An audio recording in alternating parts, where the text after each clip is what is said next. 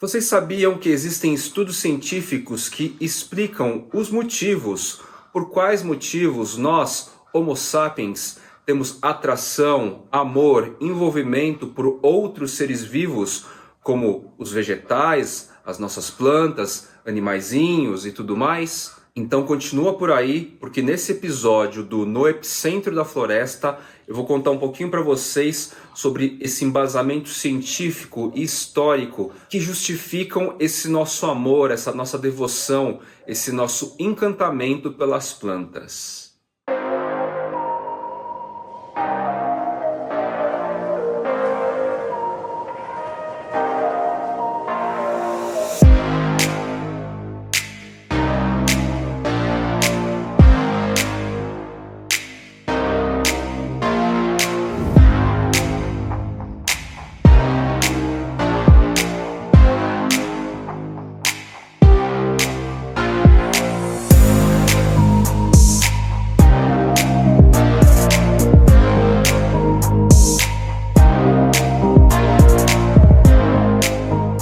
Olá, queridos plantoides, Fly por aqui. Eu já vou pedir para vocês deixarem o seu joinha e se você é visitante novo aqui no Fly Channel, se inscreve, ativa as notificações e participe lá da comunidade com conteúdos sobre a relação nossa com as plantas, sobre espécies e hoje especialmente aqui no Epicentro da Floresta, eu vou falar sobre a nossa relação, os motivos que fazem a gente ter essa conexão com as plantas. Existem estudos científicos que embasam essa nossa tendência. Por quais motivos as pessoas têm essa fixação, esse interesse, esse envolvimento por seres vivos, plantas, animais, ambientes naturais como cachoeiras, lagos, praias, rios, o próprio céu, a montanha, espaços abertos e arborizados? Existem pessoas que têm uma tendência maior a essa atração e outras menos?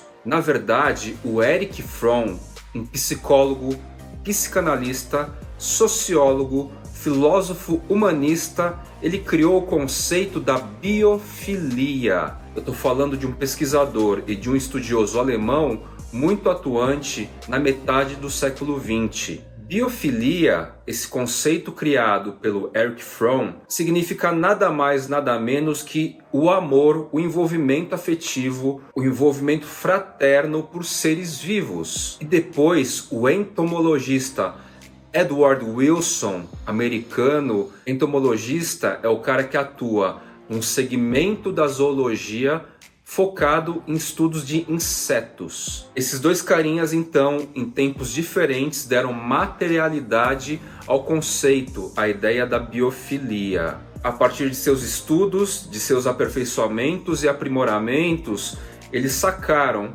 a possibilidade do ser humano ter essa conexão, essa atração por seres de maneira inata.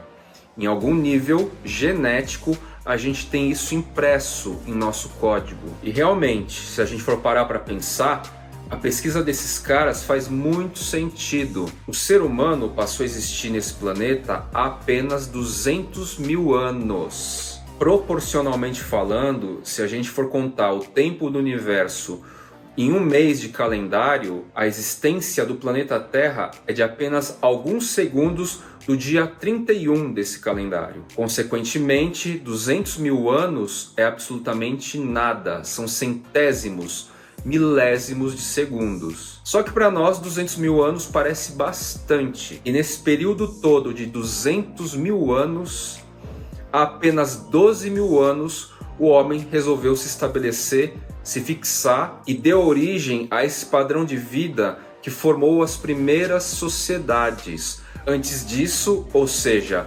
durante 188 mil anos, o homem era caçador-coletor. Todos nós éramos nômades, em pequenos grupos, e a gente saía por aí dando rolês mundo afora livremente atrás de alimentos que a própria natureza nos oferecia. Ou seja, a maior parte do nosso tempo de existência, 188 mil anos, a gente teve um contato extremo com os seres vivos, vegetais e animais. a partir de 12 mil anos para cá, o homem estabeleceu os primeiros agrupamentos fixos, com base em o quê? Em produção local. A gente parou de dar rolês por aí, mundo afora, atrás de comida, porque a gente aprendeu, a partir do trigo, o cultivo, a fixação em áreas, em regiões para cultivo. Tá aí a primeira revolução agrícola, quando a gente aprendeu que plantando, se acomodando em uma área específica para cultivo, a gente não precisava mais sair andando por aí.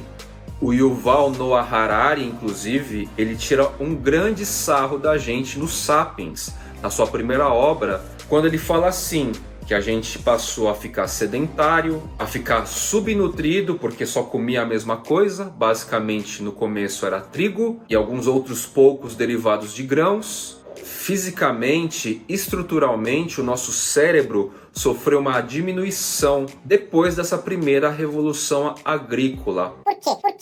Porque o nosso ancestral anterior, nômade, caçador-coletor, ele tinha que ter os sentidos, audição, olfato, paladar, visão e a parte sinestésica mais aguçada, porque ele caminhava junto com seu grupo em ambientes abertos, muito mais suscetível à própria natureza, aos elementos externos, animais, predadores, mudanças climáticas e assim por diante. E quem falou isso foi Yuval Noah Harari. Mas voltando ao tema principal do episódio de hoje, há 12 mil anos atrás, lançou-se a fagulha inicial para tudo que a gente conhece de sociedade hoje. O Homo sapiens se fixou a partir da Revolução Agrícola, se acomodou nessa situação e começou a construir, a fomentar pequenas sociedades a partir desta nova realidade. Tudo que a gente conhece hoje de formação de sociedade,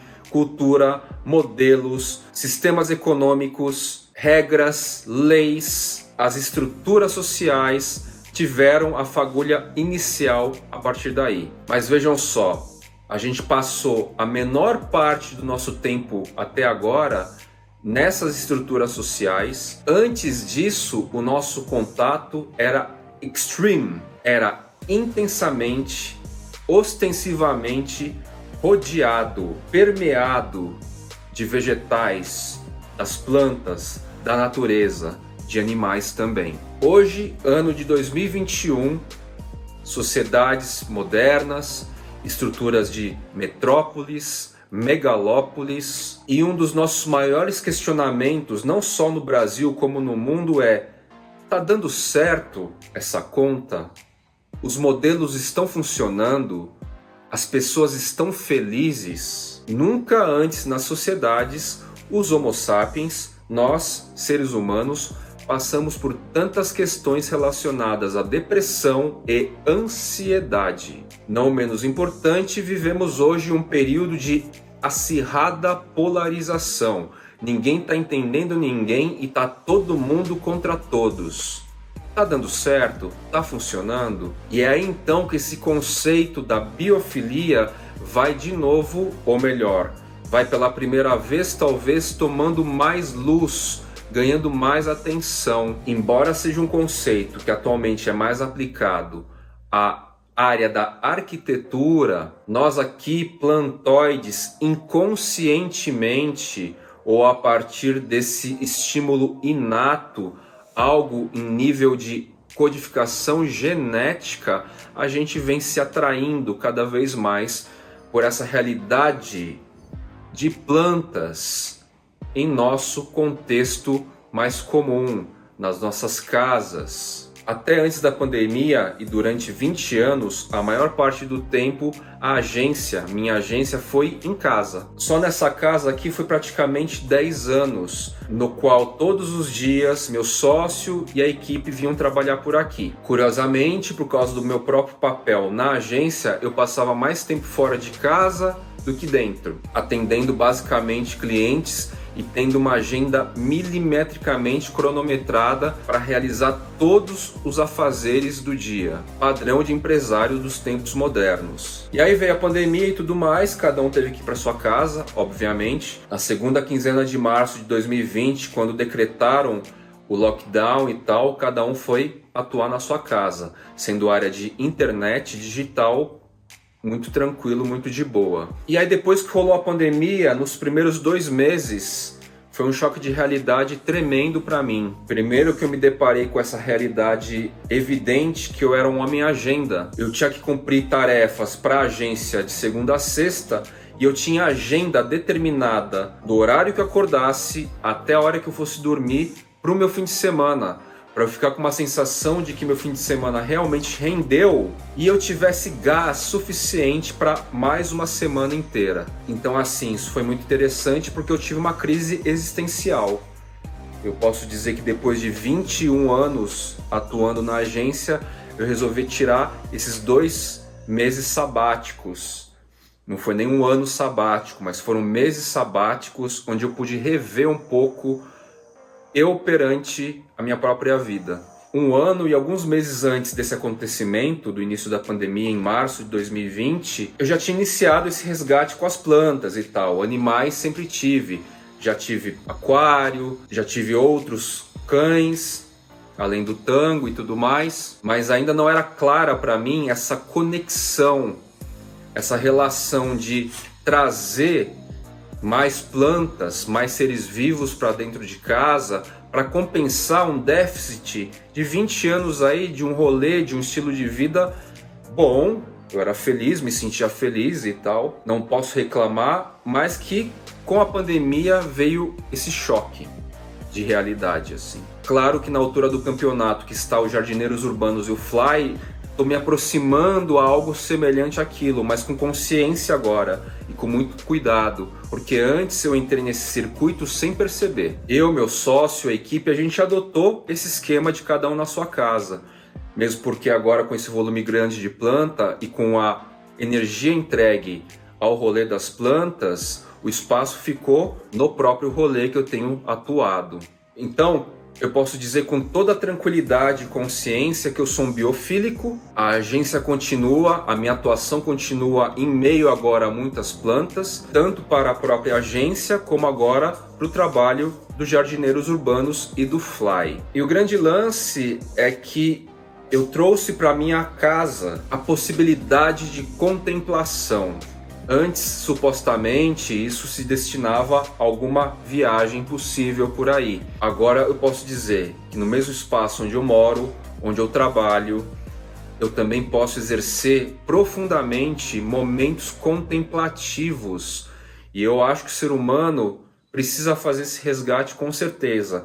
Mas não só eu acho, como o próprio Yuval Noah Harari, o Edward Wilson e o Erich Fromm. O Erich Fromm, em meados do século XX, ele já começou a apontar essa realidade. E será que talvez existem seres humanos, Homo sapiens, atualmente, que têm mais afeição a essa realidade, esse contato, tem mais uma conexão biofílica do que outros? Eu acredito que sim. Aí é a minha hipótese, é a minha teoria. Eu acredito que alguns de nós possuem na genética a ancestralidade maior dos caçadores-coletores e outros menos, dos Homo sapiens que resolveram se estabelecer e se fixar na sua zona agrícola, na sua zona de cultivo. A gente nota aí com as próprias plantas que a genética, as pequenas nuances de diferença genética fazem indivíduos bem diferentes. Vou ficando por aqui, meus queridos plantoides, e vale a pena refletir a respeito.